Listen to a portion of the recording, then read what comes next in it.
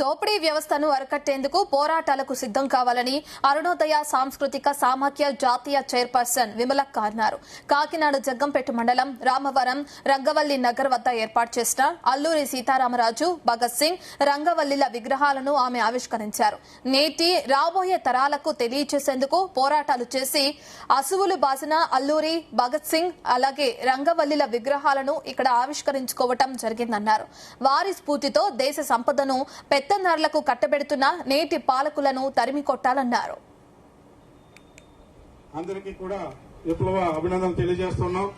ఇంతవరకు జగ్గంపేట రంగవల్లి నగర్లో ఈరోజు comrade Alluri Sitaramaraju, comrade Shaheed Bhagat Singh, comrade రంగవల్లక్క ఈ ముగ్గురి విగ్రహావిష్కరణలు చేసుకున్నాము.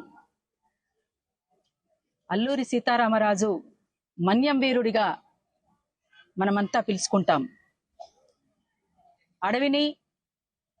అడవిలోని సంపదని ఆదివాసీలకే దక్కాలని, అది న్యాయమైనటువంటి డిమాండ్ అని, వాళ్ళ స్వయం పాలననే నిజమైనటువంటి పోరాటమని, ఆ స్వయం పాలన వాళ్ళకు దక్కాలని పోరాడి అమరుడైనటువంటి కామ్రేడ్ అల్లూరి సీతారామరాజు. అట్లనే ఈ దేశానికి నిజమైనటువంటి స్వాతంత్రం అంటే అందరూ సమానంగా బతికే రోజులు రావాలని,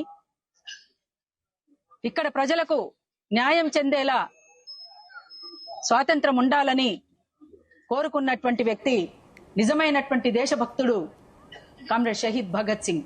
జగ్గంపేట రంగవల్లి నగర్లో ఈరోజు